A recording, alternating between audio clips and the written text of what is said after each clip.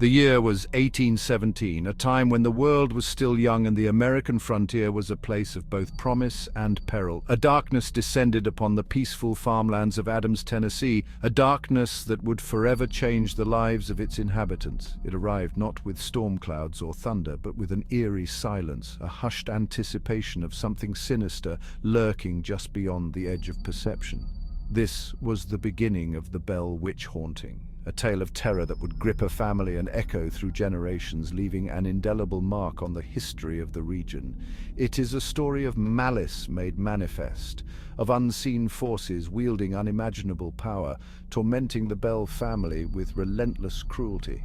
This is where the legend begins, in a time when life was hard but simple, where superstition and folklore intertwined with reality, creating a fertile ground for the supernatural. The Bell family, unaware of the nightmare about to unfold, went about their daily routines, their laughter and love soon to be replaced by whispers and dread as the haunting presence made itself known. Little did they know that they were about to become central figures in one of America's most enduring and unsettling ghost stories. A story that would be told and retold for centuries to come, capturing the imagination of all who heard it.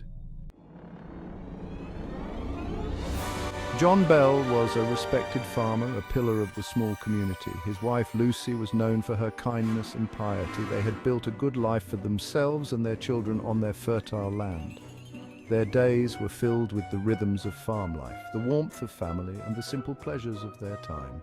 The Bell children, both young and old, brought joy and laughter to the homestead. Their days were spent exploring the woods, playing in the fields, and learning the ways of the farm. It was an idyllic existence, far removed from the horrors that awaited them. Theirs was a world of sunshine and shadow, of hard work and simple rewards. But this peaceful existence was about to be shattered. It started subtly, almost imperceptibly. Strange sounds began to plague the Bell farm. Soft whispers seemed to emanate from the shadows. Objects moved inexplicably, as if guided by unseen hands. At first, the Bells dismissed these occurrences as tricks of the wind or the imaginations of tired minds, but the incidents grew bolder, more insistent. Footsteps echoed in the night, heavy and deliberate, yet no one was there. Doors creaked open and slammed shut, seemingly of their own volition. The animals grew skittish, their unease palpable. A palpable sense of dread began to permeate the very air of the Bell farm. The unseen entity was making its presence known, slowly tightening its grip on the family. The entity, no longer content with subtle displays of its power, finally revealed itself. It had been lurking in the shadows for far too long, waiting for the perfect moment to make its presence known. It spoke, its voice a chilling rasp, a guttural whisper that sent shivers down the spines of all who heard it.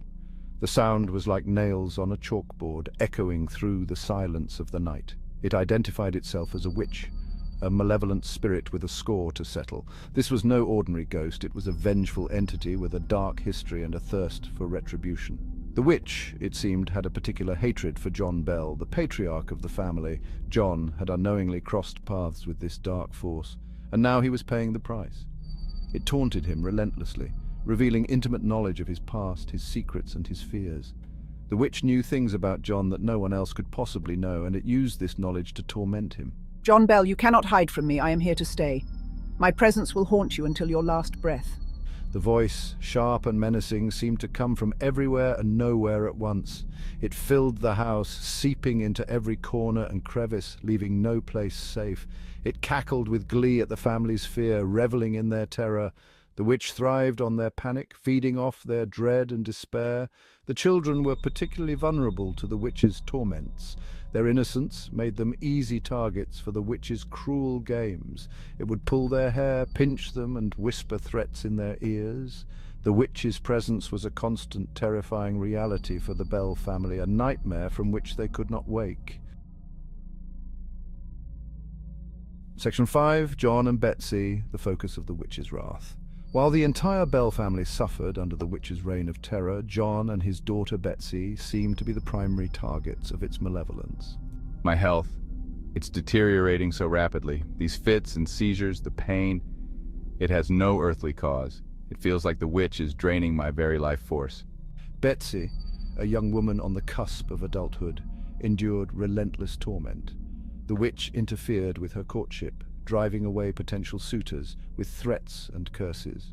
It pulls my hair, scratches me and leaves painful welts on my skin. The witch's voice. It follows me everywhere, whispering cruel taunts and threats. You will never escape me, Betsy Bell. You are mine. Section 6. A prophecy foretold the witch's grim prediction. As John Bell's condition worsened, the witch grew bolder in its pronouncements. It began to speak of death, its voice laced with a chilling glee. John Bell will not live to see another spring. The family, desperate to save John, sought help from neighbors, doctors, and even men of the cloth. But nothing seemed to stop the witch's relentless assault. John, once a robust and healthy man, was now a shadow of his former self. He was bedridden, his voice reduced to a whisper. The witch's prophecy hung over the family like a dark cloud. They prayed for a miracle, but their prayers seemed to go unanswered. The witch, it seemed, was intent on keeping its promise. Section 7. The final act. Death and a mysterious vial. As winter tightened its grip on Adams, Tennessee, John Bell's life force dwindled. The once vibrant man was now a shadow of his former self, his strength sapped by an unseen force. The witch, true to its word, had marked him for death. Her curse, whispered in the dark, had taken hold, leaving John with little hope. One cold December morning, John Bell breathed his last. The room was silent, save for the soft sobs of his family. The family gathered around his bedside, their grief palpable. They had watched helplessly as John succumbed to the witch's curse, powerless to save him. Even in their sorrow, there was a sense of relief that John's suffering was finally over. His pain had been immense, and now at last he was at peace. After John's death, a strange discovery was made. As the family began to sort through his belongings, they stumbled upon something unusual. A small vial containing a mysterious liquid was found near his bedside. The vial was old, its contents unknown and foreboding. No one could identify the substance, and it was rumored to be a poison given to John by the witch. The liquid's origins were as mysterious as the witch herself. The vial, a chilling reminder of the supernatural forces at play, added another layer of mystery to the already unsettling tale. It was a tangible piece of the curse, a haunting relic of John's tragic end. Section 8. Silence falls. The witch departs. With John Bell's passing, the witch's reign of terror seemed to abate. The strange noises ceased. The objects stopped moving. The witch's voice, which had haunted their waking hours and tormented their dreams, fell silent. It was as if the entity had accomplished its gruesome goal and no longer had any reason to torment the grieving family. The Bell family, battered and bruised by their ordeal, was left to pick up the pieces of their shattered lives. They had endured years of fear and uncertainty, their home transformed into a prison of supernatural malice. Now, with the witch's silence, they could begin to heal. But the scars of the haunting ran deep, and the memory of their tormentor would linger for generations. Section 9. The aftermath. The Bell family rebuilds their lives after the haunting. Life for the Bell family would never be the same. The trauma of the haunting left an indelible mark on their souls. Betsy Bell, once a vibrant young woman, was said to have been forever changed by the experience. The weight of the witch's torment cast a long shadow over her life. The Bell farm, once a place of peace and prosperity, was now shrouded in an eerie silence. Neighbors spoke of the place in hushed tones, avoiding it after nightfall. The land, once fertile and bountiful, seemed to have lost its vitality, as if drained of its life force by the malevolent entity that had haunted it. Section 10. The legend endures, the Bell Witch haunting today. The story of the Bell Witch, passed down through generations, became one of the most enduring ghost stories in American folklore. The tale, with its themes of supernatural revenge, family secrets, and the vulnerability of the human spirit, continues to fascinate and terrify. Today, the Bell Witch Cave, located near the site of the original haunting, draws visitors from around the world. People come seeking a glimpse into the darkness, hoping to experience a brush with the supernatural.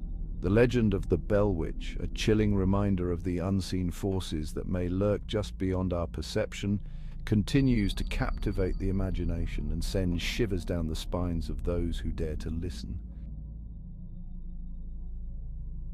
Section 11. Conclusion. The Bell Witch story remains a chilling tale. The Bell Witch haunting remains one of the most compelling and unsettling accounts of supernatural activity ever recorded. Was it a vengeful spirit, a demonic entity, or simply the product of overactive imaginations fueled by fear and superstition? The answer, lost to time, remains elusive. Whatever the truth may be, the legend of the Bell Witch serves as a chilling reminder that there are some things in this world that defy explanation. It is a story that speaks to our deepest fears, our vulnerabilities, and our fascination with the unknown. And it is a story that continues to haunt us, even as the years turn into decades and the decades into centuries.